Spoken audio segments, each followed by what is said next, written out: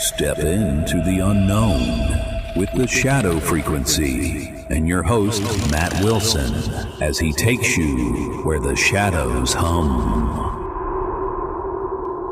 Welcome to the Shadow Frequency, episode 97, where we dive into the chilling unknown. I'm Juniper, your producer, and tonight we're exploring a topic to send shivers down the spine: communicating with the dead, methods and risks. From ancient rituals to modern seances, humans have long sought to pierce the veil between worlds. But what does it cost to reach out to those who've passed? Matt's got the details, and trust me, this one's going to linger in your thoughts. Matt, you ready to creep us out? Oh, Juniper, I was born ready. This topic's got layers, spirits, risks, and some seriously eerie history. You ever tried talking to the other side? A few times, but after this episode, I might sleep with the lights on. Take it away, Matt, in 3, 2, 1.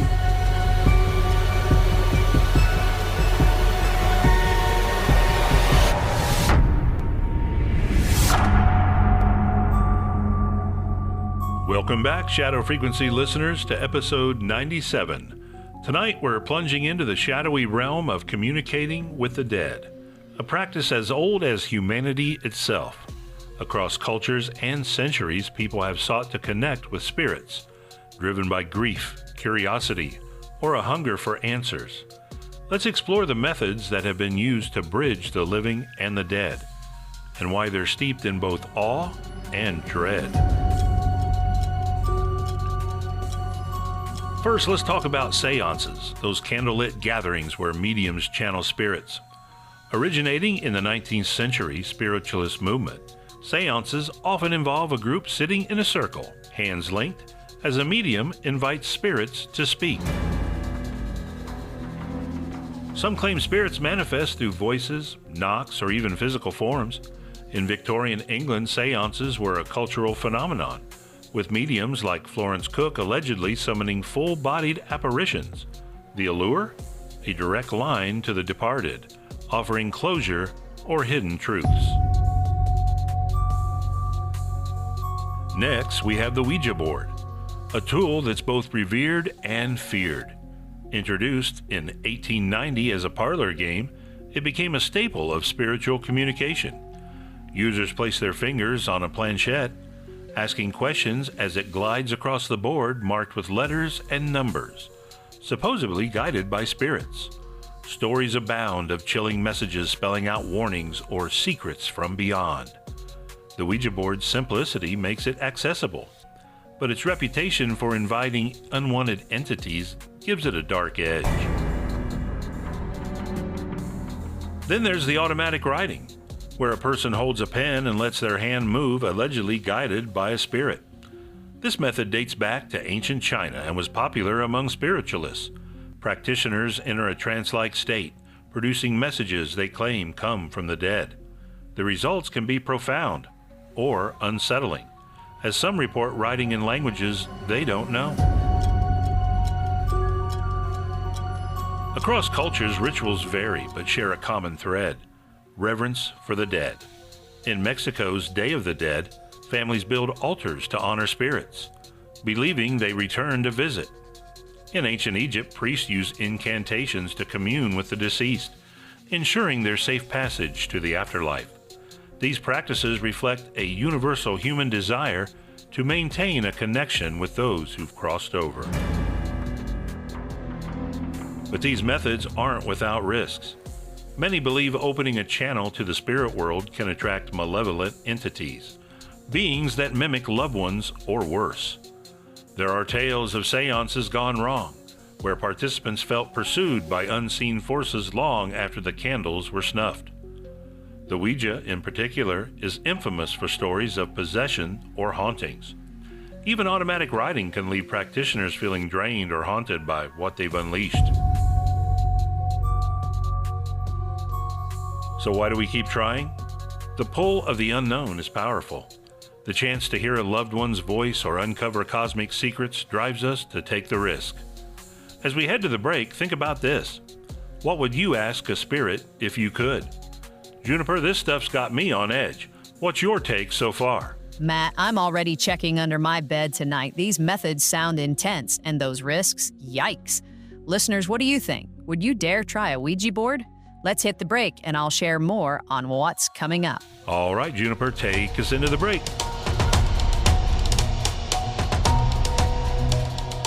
Wow, Shadow Frequency fans, episode 97 is diving deep into the eerie world of communicating with the dead. Are you as spooked as I am by these methods?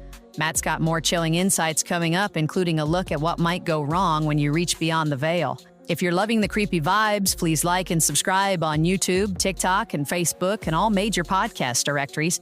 And you can visit our website at shadowfrequencypodcast.com, where you can stream all our episodes, read our shadow blog with companion articles, or leave a voicemail telling us where you're listening from, and we'll feature it in an upcoming episode. And if you want to support us, you can buy us a coffee on the site. Now let's dive into the mailbag. Gotta hit this button. It's time for the Shadow Frequency mailbag. All right, this is the mailbag where we hear from you, our amazing listeners. Tonight we've got an email from David in Michigan. He writes, love the podcast and the new website. Love the episode on Brushy Bill Roberts. David, thank you for the love. That's one of Matt's favorite subjects. We're thrilled you're enjoying the show and the new site. Keep those emails coming to shadowpodcast@protonmail.com. Matt, back to you for more spooky stuff.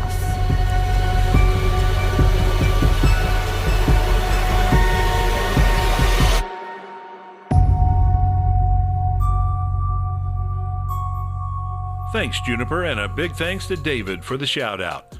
Welcome back to the Shadow Frequency, episode 97, where we're unraveling the mysteries of communicating with the dead. We've covered the methods, séances, Ouija boards, automatic writing, and their cultural roots. Now let's dig into the risks and what history tells us about these practices. The desire to speak with the dead often stems from loss, but it's not without peril. Historical accounts warn of spiritual and psychological dangers. In the 1920s, a group in London held a séance that reportedly unleashed a poltergeist, tormenting them with objects flying and eerie whispers for weeks. Such stories suggest that inviting spirits can open doors that don't easily close. Ouija sessions, too, have been linked to cases of obsession, where users feel compelled to keep playing, as if under a spell. Culturally, many traditions emphasize caution. In Haitian voodoo, only trained priests commune with spirits, as untrained attempts can anger the iwa, or spirits, leading to misfortune. Similarly, the Japanese Shinto rituals to honor the dead are carefully structured to avoid offending ancestral spirits. These practices highlight a universal truth: the dead demand respect, and crossing into their realm requires care.